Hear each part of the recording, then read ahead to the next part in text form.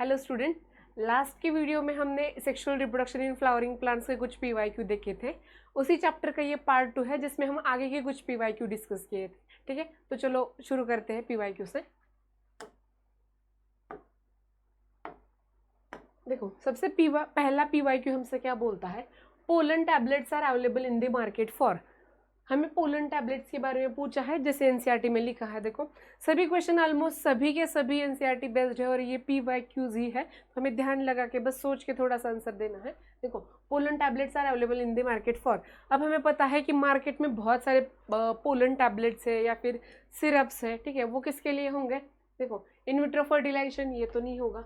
Breeding programme के लिए pollen grains tablet के फॉर्म में थोड़ी ना होंगे, ना ही एक्सिटू कंजर्वेशन के लिए। किस लिए हो गए? Supplementing food. ठीक है, सप्लीमेंट्री फूड के तौर पे हम हमारे जो पोलन ट्यूब्स हैं, सॉरी पोलन ग्रेन्स हैं, वो टैबलेट्स के फॉर्म में प्रेजेंट है।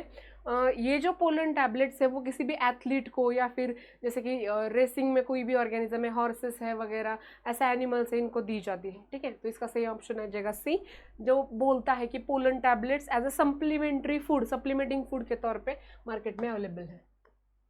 नेक्स्ट देखते हैं मेगास्पोरेंजियम। देखो, मेगास्पोरेंजियम इज इक्विवेलेंट टू, हमें पता है मेगास्पोरेंजियम क्या होता है, जो भी फीमेल रिप्रोडक्टिव पार्ट के अंदर का ओव्यूल वाला पार्ट होता है उसे हम मेगास्पोरेंजियम ऐसा बोलते हैं। ठीक है, तो ओव्यूल क्या है हमारा? मेगास्पोरेंजियम है। फ्रूट तो प्रोडक्ट ऑफ, मतलब जैसे ओवरी मैच्योर हो जाएगी, राइप हो जाएगी तो उसे फ्रूट बोलेंगे। न्यूसेलस तो न्यूट्रिटिव टिश्यू है जो कि एम्ब्रियोसैक को न्यूट्रिशन देगा, और एम्ब्रियोसैक तो हमारा फीमेल गैमेटोफाइट है, इसलिए एम्ब्रियोसैक नहीं आएगा। करेक्ट आंसर आ जाएगा हमारा ओव्यूल। ठीक है, नेक्स्ट देखेंगे एडवांटेज ऑफ क्लिस्टोगैमी। अब हमें पता है क्लिस्टोगैमी मतलब क्लोज्ड फ्लावर्स होते हैं, क्लिस्टोगैमस फ्लावर्स जिससे हम बोलते हैं, जिसमें हमारा फ्लावर क्लोज होता है और अंदर ही अंदर ऑटोगैमी मतलब ही सेल्फ पॉलिनेशन कर लेता है। ठीक है, अब ये एडवांटेज क्या है क्लिस्टोगैमी का? देखो, अगर कोई भी क्लिस्टोगैमी है, मतलब ऑटोगैमी हो रही है, उसके अंदर सेल्फ पॉलिनेशन हो रहा है, तो किसी भी पॉलिनेटर की उसको जरूरत नहीं पड़ेगी। ठीक है, मतलब नो डिपेंडेंस ऑफ पॉलिनेटर्स, ये हमारा सही आएगा। बाकी के देख लो, मोर विगरस ऑफस्प्रिंग ऐसा तो नहीं होगा। हाँ चलो, क्रॉस पॉलिनेशन होता तो हम इसे कंसिडर कर पाते, लेकिन यहाँ पे तो हमारा सेल्फ पॉलिनेशन हो रहा है। सी देखो, विविपैरी नहीं, विविपैरी भी नहीं होगा। Higher genetic variability again, self cross pollination होता तो हम इसे देख पाते, लेकिन अभी यहाँ पे सेल्फ पॉलिनेशन हो रहा है, तो सही आंसर आएगा नो डिपेंडेंस ऑफ पॉलिनेटर्स, क्योंकि पॉलिनेटर की जरूरत ही नहीं, फ्लावर हमारा ओपन ही नहीं हो रहा है, तो पॉलिनेटर की जरूरत नहीं होगी, अंदर ही अंदर सेल्फ पॉलिनेशन हो जाएगा। ठीक है, तो नेक्स्ट बढ़ेंगे हम चौथे क्वेश्चन की तरफ। Products of sexual reproduction generally generates. अब हमें पता है दो टाइप की रिप्रोडक्शन होगी, सेक्सुअल रिप्रोडक्शन और असेक्सुअल रिप्रोडक्शन। असेक्सुअल में जो भी ऑफस्प्रिंग बनते हैं वो एग्जैक्टली सिमिलर होते हैं पेरेंट्स के, और उनके अंदर जनरली कोई वेरिएशन नहीं आता। अगर वेरिएशन नहीं आएगा इसका मतलब वो इवॉल्व भी फास्टर नहीं कर पाएंगे। ठीक है, तो यहाँ पे लिखा है products of sexual reproduction generally generates. अब कैसे प्रोडक्ट होंगे? प्रोलॉन्ग डॉर्मेंसी नहीं, इसका तो कुछ मतलब सब्जेक्ट ही नहीं है। New genetic combination leading to variation, हाँ ये सही है। देखो, जब भी सेक्सुअल रिप्रोडक्शन होगा तो दो स्पीसीज इन्वॉल्व होगी उसके अंदर, और अगर दो स्पीसीज इन्वॉल्व होगी तो जेनेटिक कॉम्बिनेशन होगा, और जिसकी वजह से वेरिएशन आ सकता है, वेरिएशन आता ही है। ठीक है, तो सही ऑप्शन आ जाएगा बी। लार्ज बायोमास ऐसा तो कुछ नहीं है, असेक्सुअल रिप्रोडक्शन होगा तब भी लार्ज बायोमास बन सकता है। लॉन्गर वाइबिलिटी ऑफ सीड्स ऐसा भी कुछ नहीं होगा, तो सही ऑप्शन आ जाएगा हमारा बी। आगे देखो फिफ्थ वाला, which one of the following statement is correct. नीचे दिया गया कौन सा स्टेटमेंट हमारा करेक्ट है? देखो, पहला है sporogenous tissue is haploid, sporogenous tissue haploid है ऐसा बोला है, जो कि गलत बात है। स्पोरोजेनस टिश्यू डिप्लॉइड होगा तभी तो जाके आगे जाके वो स्पोर्स, माइक्रोस्पोर या फिर पोलन ग्रेन बनाएगा, तो ये गलत है। इंडोथेशियम प्रोड्यूसेस माइक्रोस्पोर, गलत है। स्पोरोजेनस टिश्यू प्रोड्यूसेस माइक्रोस्पोर बोला होता तो चलो सही आ जाता। Tapetum nourishing the tapetum nourishes the developing pollen, हाँ ये सही है कि टैपेटम हमारा नरिशमेंट प्रोवाइड करता है किसी भी डेवलपिंग पोलन के लिए। ठीक है, hard outer coat of pollen is called intine, नहीं इसे हम एक्साइन बोलते हैं। ठीक है, तो ये भी गलत आ गया, तो तीन गलत है एक सही है। और हमें स्टेटमेंट में देखो, क्या क्वेश्चन में हमें करेक्ट ही पूछा है कि करेक्ट स्टेटमेंट कौन सा है, तो क्या आएगा? Tapetum nourishes the developing pollen. ठीक है, आगे देखो,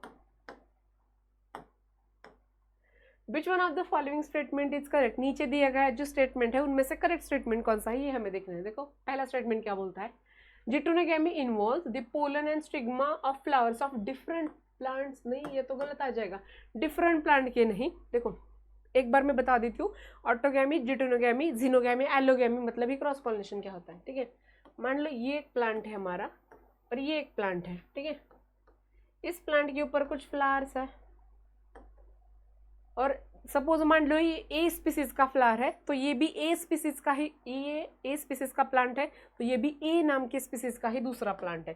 मान लो ये हिबिस्कस है तो ये भी हिबिस्कस है, इस तरह से। ठीक है, तो इसके ऊपर भी हमारे कुछ फ्लावर्स बने। ठीक है, अब देखो सपोज मैं अलग कलर इस्तेमाल करती हूँ। ठीक है, इस फ्लावर ने कुछ पोलन ग्रेन्स बनाए हैं और वो पोलन ग्रेन इसी के स्टिग्मा को हमारे पॉलिनेट कर रहे हैं। ठीक है, अब मैंने ऐसा बताया इसका मतलब नहीं ये उड़ के आएंगे, वो वही के वही पॉलिनेट हो जाएंगे। ठीक है, अगर इस फ्लावर ने जो पोलन ग्रेन्स बनाए हैं, ये पोलन ग्रेन्स इसी के स्टिग्मा के ऊपर जाके लैंड कर रहे हैं और पॉलिनेशन कर रहे हैं, तो इसे हम बोलेंगे ऑटोगैमी, जो कि सेल्फ पॉलिनेशन का ही एक टाइप है। ठीक है, अब मान लो सपोज इस फ्लावर ने, चलो इसी फ्लावर ने कुछ पोलन ग्रेन्स बनाए और ये पोलन ग्रेन उसी प्लांट के दूसरे फ्लावर के ऊपर जाके उसके स्टिग्मा के ऊपर लैंड कर रहे हैं, तो उसे हम बोलेंगे जिटोनोगैमी। अगेन ये भी हमारा एक सेल्फ पॉलिनेशन का ही टाइप है। लेकिन मान लो सपोज इस फ्लावर ने कुछ पोलन ग्रेन्स बनाए और वो उड़ के किसी भी पॉलिनेटर के हेल्प से दूसरे फ्लावर के ऊपर जाके बैठे, उसके स्टिग्मा के ऊपर लैंड कर गए, लेकिन अब ये दूसरा फ्लावर दूसरे प्लांट का है ऑफ सेम स्पीसीज। ठीक है, तब जाके उसे हम बोलेंगे जीनोगैमी या फिर एलोगैमी, या फिर इसे ही हम बोल देते हैं क्रॉस पॉलिनेशन। ठीक है, देखो इसी के पोलन ग्रेन्स इसी के स्टिग्मा पे लैंड किए तो ऑटोगैमी, इसी के पोलन ग्रेन दूसरे फ्लावर पे किए लेकिन उसी प्लांट के दूसरे फ्लावर पे किए तो जिटोनोगैमी। एक प्लांट के फ्लावर के पोलन ग्रेन्स दूसरे प्लांट के फ्लावर के ऊपर जाके लैंड कर रहे हैं, लेकिन दोनों प्लांट सेम ही स्पीसीज के हैं, तो उसे हम जीनोगैमी, एलोगैमी या फिर क्रॉस पॉलिनेशन बोलेंगे। ठीक है, अब देखो यहाँ पे क्या पूछा है कि करेक्ट क्या है पूछा है, पहला तो हमारा गलत आ गया था। Cleistogamous flower are always autogamous. Cleistogamous flower मतलब क्लोज फ्लावर्स है and they are always autonomous, ये तो सही बात है। मानो क्लिस्टोगैमस मतलब क्लोज फ्लावर्स है जो कभी खिलते ही नहीं है, ओपन ही नहीं होंगे, तो उनके अंदर जिटोनोगैमी हो पाएगी क्या? नहीं। क्रॉस पॉलिनेशन हो पाएगा? नहीं हो पाएगा, तो ये क्या होगा? ऑटोगैमस। तो ये तो सही है। Xenogamy occurs only by wind pollination, ऐसा तो कुछ नहीं होगा। बहुत सारे biotic and abiotic factors involve होंगे, जैसे विंड पॉलिनेशन हो सकता है, चलो वाटर पॉलिनेशन भी हो सकता है, इंसेक्ट के थ्रू, बर्ड्स के थ्रू, एनिमल्स के थ्रू हो सकता है। Chasmogamous flowers do not open at all, नहीं। क्लिस्टोगैमस फ्लावर्स अगर वहाँ पे होता तो सही था कि वो कभी खिलते नहीं, तो हमारा सही ऑप्शन आ जाएगा b, cleistogamous flowers are always autogamous, sorry. ठीक है, तो चलो आगे बढ़ेंगे हम नेक्स्ट क्वेश्चन की तरफ। Megaspore are producer from megaspore mother cell after. अब ये जो मेगास्पोर मदर सेल है ये डिप्लॉयड होती है हमारी, और जो मेगास्पोर बनते हैं वो हैप्लॉयड बनता है। डिप्लॉयड से हैप्लॉयड बन रहा है मतलब रिडक्शनल सेल डिवीजन, मियोसिस होती है। तो किससे बनेंगे ये? By meiotic division. तो ए ऑप्शन से ही आ जाएगा। देखो कुछ क्वेश्चंस बहुत इजी होंगे जिनको ज्यादा सोचने की भी जरूरत नहीं होगी, बस एक बार क्वेश्चन पढ़ लोगे ना तो दिमाग में तुम्हारे आंसर आ जाएगा। ठीक है, अब नेक्स्ट देखो, animal vectors are required for the pollination in. Animal vectors are required for pollination in. अब देखो जैसे हमने पढ़ा है मेज और मलबेरी ने विंड के थ्रू पॉलिनेशन होता है। ठीक है, वेलिस्नेरिया तो हमने पढ़ा है इपी हाइड्रोफिली, मतलब हाइड्रोफिली होती है, वाटर के थ्रू पॉलिनेशन होता है। बचा एक ही, कौन सा? कुकुम्बर। कुकुम्बर में इंसेक्ट के थ्रू पॉलिनेशन होता है, वो भी बीज कराती है, बीज होती है, हनी बीज होती है जो कुकुम्बर के अंदर पॉलिनेशन कराती है। तो इसका सही आंसर आ जाएगा हमारा डी, कुकुम्बर। चलो नेक्स्ट देख लेते हैं 9th वाला question. Which of the following statement is correct. अब सही स्टेटमेंट पूछा है again. Sporopollenin can withstand high temperature but not a strong alkali. गलत है भाई, वो हाई टेम्परेचर को भी विथस्टैंड करेगा और स्ट्रॉन्ग अल्कली को भी विथस्टैंड करेगा। ठीक है, सॉरी स्ट्रॉन्ग एसिड को, स्ट्रॉन्ग अल्कली को करेगा। ठीक है, sporopollenin can be degraded by enzyme. नहीं, कोई भी एंजाइम आज तक हमें पता नहीं है जो स्पोरोपोलेनिन को डिग्रेड कर पाए। Sporopollenin is made up of inorganic material. नहीं, ऑर्गेनिक मटेरियल है। तो sporopollenin can withstand high temperature as well as strong acids and alkali. अब देखो ये सही आ गया कि स्पोरोपोलेनिन जो होगा, जो हार्ड कोट होता है पोलन ग्रेन्स के आउटर वॉल पे स्पोरोडम का, जिससे हम एक्साइन भी बोलते हैं, वो हमारा विथस्टैंड करेगा हाई टेम्परेचर को भी और स्ट्रॉन्ग अल्कली एंड एसिड को भी। तो डी हमारा आ जाएगा सही ऑप्शन। आगे देखेंगे हम, देखो क्या पूछा है।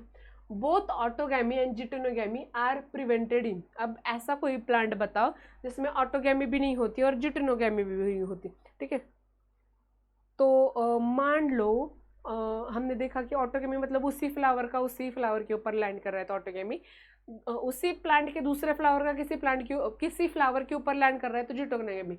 इसका मतलब ऐसा प्लांट चाहिए जिसने कभी भी सेल्फ पॉलिनेशन करना ही नहीं चाहिए, सेल्फ पॉलिनेशन होना ही नहीं चाहिए, क्रॉस पॉलिनेशन होना चाहिए। हमें पता है, देखो कैस्टर में इसको कुंबर के अंदर तो होगा, लेकिन पपैया के अंदर नहीं हो पाएगा। क्यों? क्योंकि ये डायोशियस प्लांट है हमारा, यूनिसेक्सुअल फ्लावर्स बनेंगे इसके, और कोई भी यूनिसेक्सुअल फ्लावर के अंदर सेल्फ पॉलिनेशन हो ही नहीं सकता, ऑटोगेमी और जिटोनोगेमी हो ही नहीं सकती। तो इसका आंसर आ जाएगा ए, पपैया। आगे देखो, चलो यहाँ पे पूछा है an organic substance that can withstand environmental extremes and can not degraded by any enzyme. अभी हमने पढ़ा दो वॉल के बारे में, चलो मैं बता देती हूँ। हमारा पोलन ग्रेन होता है, चलो मान लो ये उसकी सेल मेम्ब्रेन है, तो उसके बाजू में हमारे पास एक सेल वॉल होगी, ठीक है। अब इस सेल वॉल के दो लेयर होंगे हमारे, ठीक है। ये जो अंदर वाला है इसे हम बोलेंगे इंटाइन, जो कि स्मूथ होगा, इनर लेयर ऑफ या फिर inner wall of pollen grain ऐसा बोल सकते हो। और एक बाहर वाला होगा जिसे हम बोलेंगे एक्साइन, जो कि स्पोरोपोलानिन से बना होता है। इंटाइन हमारा सेलुलोज एंड पेक्टिन से बनता है, एक्साइन हमारा स्पोरोपोलानिन से बनता है। और हमें पता है कि एक्साइन इतना ज़्यादा हार्ड होता है, किसी भी टेम्परेचर को, किसी भी अल्कीली को, किसी भी एसिड को वो विथस्टैंड कर लेता है, ठीक है। तो देखो इसी मतलब स्पोरोपोलानिन के बारे में ही पूछा है, ऑब्वियसली ऑर्गेनिक सब्सटेंस है, ये सही बात है। देखो कभी कभी ना क्वेश्चन में भी इतनी ज़्यादा इन्फॉर्मेशन दी होती है ना, वो ही हमारा दूसरा कोई क्वेश्चन सॉल्व कर देती है। जैसे अभी देखो हमने इससे पहले एक क्वेश्चन देखा था ना, उसमें लिखा था कि स्पोरोपोलानिन एक इनऑर्गेनिक सब्सटेंस है। अभी हमें क्वेश्चन में ही पता चल गया कि ये इनऑर्गेनिक नहीं ऑर्गेनिक सब्सटेंस है, ठीक है। मतलब क्वेश्चन ही बहुत ज़्यादा इन्फॉर्मेटिव होते हैं कभी कभी, तो उस पर भी ध्यान देना सीख लो जब तुम कभी PYQ सॉल्व कर रहे हो, ठीक है। तो स्पोरोपोलानिन एक ऑर्गेनिक सब्सटेंस है जो कि विथस्टैंड करेगा किसी भी इन्वायरमेंटल एक्सट्रीम्स को and can not be degraded by any enzyme. अभी तक तो ऐसा कोई एंजाइम नहीं है जो स्पोरोपोलानिन को डिग्रेड कर पाए, तो इसका आंसर आ जाएगा हमारा बी, स्पोरोपोलानिन। चलो नेक्स्ट आगे के क्वेश्चन की तरफ जाएंगे। Even in the absence of pollinating agent seed setting is assured in, मतलब पॉलिनेटिंग एजेंट नहीं है फिर भी सीड बन रहा है, इसका मतलब विदाउट पॉलिनेटिंग एजेंट के पॉलिनेशन हो रहा है। अब ऐसा विदाउट पॉलिनेटिंग एजेंट के पॉलिनेशन कब होगा? इसका मतलब ऑटोगैमी होनी पड़ेगी, क्योंकि जिटोनोगैमी और जीनोगैमी या फिर क्रॉस पॉलिनेशन में तो पॉलिनेटिंग एजेंट की जरूरत पड़ती है। इसका मतलब ऐसा प्लांट ढूंढना है जिसके अंदर बस सेल्फ पॉलिनेशन का भी ऑटोगैमी हो रहा है, ठीक है। अब देखो फिग में तो नहीं होगा, साल्विया में भी नहीं होगा क्योंकि इसमें इंसेक्ट लगते हैं हमारे, जोस्टेरा में भी नहीं होगा क्योंकि ये हाइड्रोफिली है हमारी, उसके अंदर पॉलिनेटिंग एजेंट लगेगा, बस अबायोटिक एजेंट लगेगा। कॉमिलिना, आप देखो कॉमिलिना के अंदर अगेन हमें पता है 3 एग्जाम्पल है, वॉयलिना, वॉयला, कॉमिलिना एंड ऑक्सैलिस। ये 3 ऐसे एग्जाम्पल हैं जिनके अंदर हमारे क्लोज फ्लावर बनते हैं, मतलब क्लिस्टोगैमस फ्लावर्स बनते हैं, ठीक है। तो कॉमिलिना एग्जाम्पल आएगा जिसमें कोई भी पॉलिनेटर नहीं होगा, फिर भी हमारी सीड सेटिंग ठीक से हो जाएगी, ठीक है। चलो नेक्स्ट आगे देखेंगे। What is the function of जम्पोर? अब जम्पोर क्या है पता है? जैसे देखो अभी हमने कुछ पोलन ग्रेन का स्ट्रक्चर बनाया था, देखो ये जो पोलन ग्रेन का स्ट्रक्चर मैंने बनाया, यहाँ पे मैंने इस जगह पे एक्साइन नहीं बनाया, देखो यहाँ पे मैंने इस जगह पे एक्साइन नहीं बनाया। तो जम्पोर एक ऐसा रीजन होगा जहाँ पे हमारा एक्साइन मतलब स्पोरोपोलानिन एब्सेंट होता है। अभी ऐसा क्यों होता है? सोचो ना, स्पोरोपोलानिन को हमने बोला है कि इसे हम डिग्रेड नहीं कर सकते, कोई भी एंजाइम कोई भी केमिकल इसे डिग्रेड नहीं कर सकता, बहुत कम टेम्परेचर भी इसे कुछ भी इफेक्ट नहीं कर पाएगा इसके ऊपर। तो हमारा इंटाइन स्विच होकर पोलन ट्यूब बना रहा है। अब यहाँ पे स्पोरोपोलानिन को तो अंदर से नहीं तोड़ पाएंगे, तो फिर कैसे बना पाएगा? इसलिए ऐसी कुछ जगह रही जहाँ से हमारी पोलन ट्यूब स्ट्रेच होके बने, ठीक है। तो उसी जगह को हम जम्पर बोलते हैं जहाँ पे स्पोरोपोलानिन या फिर एक्साइन एब्सेंट होता है, ठीक है। अगेन क्वेश्चन की तरफ जाते हैं। देखो यहाँ पे बोला है कि what is the function of jumper. अभी मैंने बताया कि फंक्शन ऑफ जम्पर क्या होगा कि वहां से पोलन ट्यूब बनना शुरू हो जाती है। इमर्जेंस ऑफ रेडिकल, वो तो सीड वाला पार्ट आ गया। Absorption of water for seed, again seed वाला पार्ट आ गया। रिलीज ऑफ मेल गैमेट्स, नहीं, पहले पोलन ट्यूब तो बनने दो, तो क्या आएगा? Initiation of pollen tube. Pollen germ pore के through initiation of pollen tube होगा, वो पोलन ट्यूब हमारी स्टाइल के थ्रू ग्रो करेगी, एम्ब्रियोसैक के ओव्यूल के अंदर, एम्ब्रियोसैक के अंदर एंटर करेगी और बाद में मेल गैमेट्स को रिलीज कर देगी, ठीक। आगे देखते हैं। Which one of the following statement is wrong, अब गलत कौन सा स्टेटमेंट है ये पूछा है। देखो, when pollen is shared at the two cell stage double fertilization does not takes place। अब देखो पढ़ के रखते हैं, आगे देखते हैं। Vegetative cell is larger than generative cell, ये तो सही है। Pollen grains in some plants remain viable for months, ये भी सही है। Intine is made up of cellulose and pectins. अब पहला स्टेटमेंट फिर से पढ़ो, when pollen grains is shared at two cell stage, दो तरीके होते हैं पोलन ग्रेन के शेड होने के, एक होती है 2 cell stage और एक होती है 3 cell stage। 2 cell stage मतलब जब पोलन ग्रेन के अंदर वेजिटेटिव सेल और जनरेटिव सेल होती है तभी वो शेड हो जाता है। 3 cell stage मतलब जब पोलन ग्रेन के अंदर वेजिटेटिव सेल और 2 मेल गैमेट होते हैं तब वो शेड हो जाता है। देखो, दोनों भी केस में हमारा डबल फर्टिलाइजेशन हो सकता है, क्योंकि भले ही पोलन ग्रेन 2 cell stage में शेड हो रहा हो, लेकिन वो हमारे स्टिग्मा के ऊपर लैंड करके पोलन ट्यूब बनाने लगता है और फिर हमारा डिवाइड करके मेल गैमेट्स बना ही देता है। ठीक है, तो when pollen is shed at 2 cell stage double fertilization does not takes place, ये गलत है। डबल फर्टिलाइजेशन तब भी होगा क्योंकि 2 cell stage बाद वो जनरेटिव सेल हमारा फिर से डिवाइड करके 2 मेल गैमेट्स बना देगा, इसलिए ये हमारा गलत है और हमें गलत ही पूछा है, तो सही ऑप्शन आ गया हमारा ए। चलो आगे देखते हैं 15 वाला, टाइम नहीं गवाएंगे। देखो, प्लांट्स विथ ओवरीज हैविंग 1 और few ovules in generally pollinated by, wind के थ्रू पॉलिनेशन होता है। देखो एनसीईआरटी के अंदर साफ साफ लाइन है कि जो विंड पॉलिनेटेड प्लांट्स होते हैं जनरली उनके अंदर सिंगल ओव्यूल मिलता है, 1 या फिर चलो फ्यू ओव्यूल्स मिल जाता है। ठीक है, plants with ovaries having only 1 और few ovules are generally pollinated by, wind के थ्रू पॉलिनेशन होता है इनका। ठीक है, तो चलो आगे देखेंगे। Filiform apparatus, filiform apparatus is the characteristic feature of, एक एम्ब्रियो सैक है, फीमेल गैमेटोफाइट जिसे हम बोलते हैं। अब बहुत ही रफ स्ट्रक्चर बना रही हूँ मैं। यहाँ पे ऊपर वाली साइड चलाजल है, तो यहाँ पे 3 एंटीपोडल्स है, नीचे 2 सिनर्जिड्स है, यहाँ पे एक सेल है, 2 पोलर न्यूक्लिया है, और ये जो बाकी की पूरी सेल बचती है हमारी सेंट्रल सेल। ठीक है, तो ये जो सिनर्जिड होते हैं ना, इनके अंदर एक सेलुलर थिकनिंग्स होती है, इनफोल्डिंग होती है, फिंगर लाइक स्ट्रक्चर प्रेजेंट होते हैं, इसे हम बोलते हैं फिलीफॉर्म एपरेटस। अब काम क्या करती है ये, तो फिलीफॉर्म एपरेटस क्या करती है, हमारे pollen tube, suppose pollen tube ऐसे ऊपर से ग्रो करके आ रही है, इस पोलन ट्यूब की एंट्री के लिए गाइड करती है। मतलब पोलन ट्यूब को एंटर होना है एम्ब्रियो सैक के अंदर, अब उसे गाइडेंस कौन करेगा, फिलीफॉर्म एपरेटस। फिलीफॉर्म एपरेटस एक केमिकल रिलीज करता है, उस केमिकल की तरफ हमारी पोलन ट्यूब ग्रो करती है, इसलिए से हम कीमोट्रॉपिक ग्रोथ ऐसा भी बोलते हैं पोलन ट्यूब के ग्रोथ को। तो हमारी ये जो थिकनिंग है, सेलुलर थिकनिंग्स है, उसे हमने बोला है फिलीफॉर्म एपरेटस, जो कि किसका पार्ट है, ये 2 क्या है हमारे सिनर्जिड्स। ठीक है, तो it is the characteristic feature of synergid, option सही आ जाएगा सी ऑप्शन। ठीक है, आगे देखो, नेक्स्ट देखेंगे। In which of the following pollination is autogamous, अब नीचे कुछ ऑप्शन दिए गए हैं, उनमें से ऑटोगैमस कौन है पूछा है। अब देखो, जिटेनोगैमी तो ऑटोगैमी हो ही नहीं सकती क्योंकि यही 2 अलग अलग टाइप है सेल्फ पॉलिनेशन के, तो जिटेनोगैमी नहीं आएगी। जिनोगैमी मतलब क्रॉस पॉलिनेशन, ये भी नहीं आएगा। चास्मोगैमी मतलब अगेन क्रॉस पॉलिनेशन के लिए अडेप्टेशन है, आउटब्रीडिंग डिवाइस है कि फ्लावर ओपन हो जाएगा ताकि क्रॉस पॉलिनेशन हो। लेकिन क्लिस्ट्रोगैमी क्या है, क्लोज फ्लावर्स है, और हमें पता है अगर कोई फ्लावर क्लोज होगा तो उसके पोलन ग्रेन ना ही बाहर जा पाएंगे, ना ही बाहर के पोलन ग्रेन अंदर आ पाएंगे। अब जो बाहर से पोलन ग्रेन आ रहे हैं वो जिटेनोगैमी भी कर सकते हैं या फिर क्रॉस पॉलिनेशन भी कर सकते हैं, लेकिन अगर अंदर के पोलन ग्रेन्स अंदर के स्टिग्मा के ऊपर ही लैंड करके पॉलिनेशन करेंगे तो उसे हम बोलेंगे ऑटोगैमी, जो कि बस क्लिस्ट्रोगैमी की वजह से होगी। तो सही आ जाएगा हमारा डी, क्लिस्ट्रोगैमी, मतलब ही क्लिस्ट्रोगैमस फ्लावर। अब देखो 18, wind pollination is common in, अब हमें पता है विंड पॉलिनेशन सबसे ज्यादा कॉमन किसमें होता है, ग्रासेस के अंदर विंड पॉलिनेशन होता है। आगे देखते हैं, चलो टाइम नहीं गवाएंगे। Transfer of pollen grains from anther to stigma, अब एंथर टू स्टिग्मा ट्रांसफर हो रहा है पोलन ग्रेन्स का, इसका मतलब पॉलिनेशन के बारे में पूछा है, पॉलिनेशन की डेफिनेशन है। लेकिन कौन से प्लांट से किस प्लांट पे जा रहे हैं, फिर कौन से फ्लावर से किस फ्लावर पे जा रहे हैं, इसके ऊपर हम देखेंगे। टू अनदर स्टिग्मा ऑफ, देखो transfer of pollen grains from anther to stigma of another flower of the same plant. अभी हमने कुछ देर पहले देखा था कि एक ही फ्लावर के अंदर हो रहा है तो ऑटोगैमी, लेकिन यहाँ पे अनदर फ्लावर से, मतलब एक ही प्लांट के, सेम प्लांट के अनदर फ्लावर से पोलन ग्रेन आ रहा है तो उसे हम क्या बोलेंगे, जिटेनोगैमी। ठीक है, तो क्या आ जाएगा सही answer b, जिटेनोगैमी।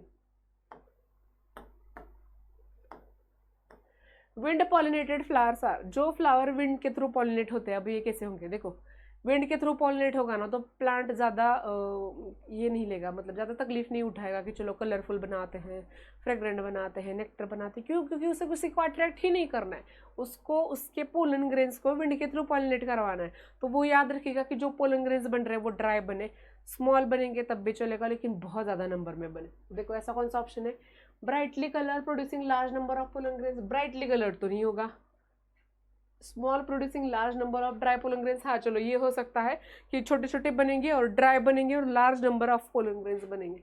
Producing large producing abundant nectar and pollen, नहीं ये तो जरूरी नहीं है। Large producing nectar and dry pollen, ये भी जरूरी नहीं है। तो सही ऑप्शन कौन सा आएगा, बी, जिसमें बोला है स्मॉल बनेंगे, large number of dry pollen grains बनेंगे। ठीक है, चलो आगे देखेंगे।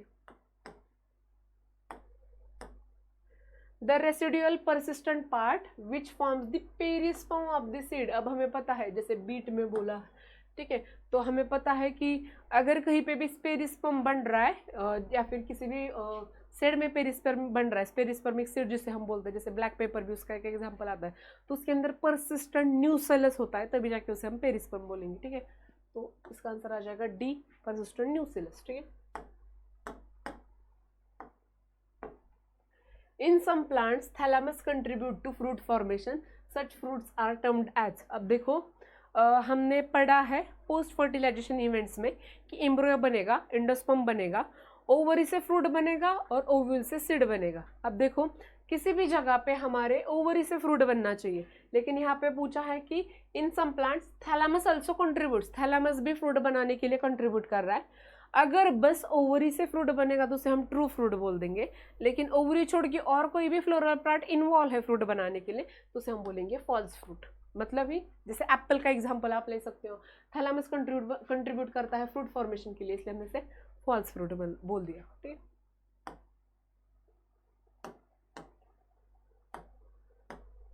Which one of the following statement regarding the post fertilization development in the flowering plant is incorrect?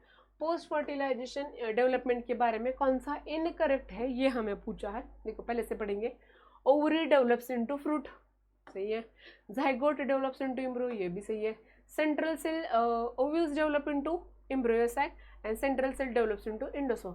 अब देखो हमें पता है सेंट्रल सेल को ही हम बाद में पीईसी मतलब प्राइमरी इंडोस्पर्म सेल बोलते हैं, जो कि प्राइमरी इंडोस्पर्म डिवाइड करेगी तो इंडोस्पर्म बना देगी। ठीक है, सेंट्रल सेल के अंदर अगर फ्यूजन हो जाए तो उसे हम पीईसी मतलब प्राइमरी इंडोस्पर्म सेल बोल देते हैं। ठीक है, अब ओव्यूल्स डेवलप इनटू एम्ब्रियो, नहीं ओव्यूल्स थोड़ी ना डेवलप करके एम्ब्रियो सैक बना देंगे, वो तो बना देंगे सीड। तो अगर यहाँ पे सीड होता तो ये सही बात थी, ओव्यूल्स डेवलप इनटू सीड, लेकिन यहाँ पे लिखा है एम्ब्रियो सैक, जो कि गलत बात है। ठीक है, हाँ अगर यहाँ पे लिखा होता कि functional megaspore develops into embryo sac तब जाके ये सही बनता, वरना ये सही नहीं है। ठीक है, चलो आगे देखेंगे। हाँ इसका आंसर क्या लिखा तुमने, पहला वाला सेंट्रल सेल, यहाँ पे इनकरेक्ट पूछा है। Ovules develop into embryo sac, देखो central cell develops into endosperm, ये सही है। इनकरेक्ट पूछा है तो आंसर क्या आ जाएगा हमारा डी। ये तीनों सही है, ये हमारा गलत है बस। देखो persistent nucellus in the seed is known as, अब हमें पता है, अभी हमने पढ़ा कि परसिस्टेंट न्यूसेलस अगर होगा सीड के अंदर तो उसे हम क्या बोल देंगे, पेरिस्पर्म या फिर पेरिस्पर्मिक सीड बोल देंगे, जिस सीड के अंदर पेरिस्पर्म होगा। ठीक है, आगे देखते हैं। फंक्शनल मेगास्पोर इन एंजियोस्पर्म डेवलप्स इनटू, अब देखो अभी मैंने बताया थोड़ी देर पहले, अभी लास्ट के क्वेश्चन में हमने देखा अगर हमारा फंक्शनल मेगास्पोर का मतलब क्या, बनते वक्त megaspore mother cell total 4 megaspore बना देती है, लेकिन उसमें से माइक्रोपाइलर साइड के हमारे 3 जो है वो डीजेनरेट हो जाएंगे, चलाजल साइड का एक जो है वो हमारा कैसा रहेगा, फंक्शनल रहेगा, और यही फंक्शनल मेगास्पोर हमारा डिवाइड करके मैच्योर होके डेवलप होके बना देगा एम्ब्रियो सैक। ठीक है, तो फंक्शनल मेगास्पोर इन एंजियोस्पर्म डेवलप्स इनटू, क्या लिखोगे इसका आंसर, इसका आंसर आ जाएगा बी, एम्ब्रियो सैक। ठीक है, तो चलो ये कुछ क्वेश्चंस थे जो हमने sexual reproduction in flowering plants में बनाए। कुछ ऐसे क्वेश्चंस होंगे जो बचे होंगे वो हम नेक्स्ट पार्ट में लाएंगे। ठीक है, थैंक यू।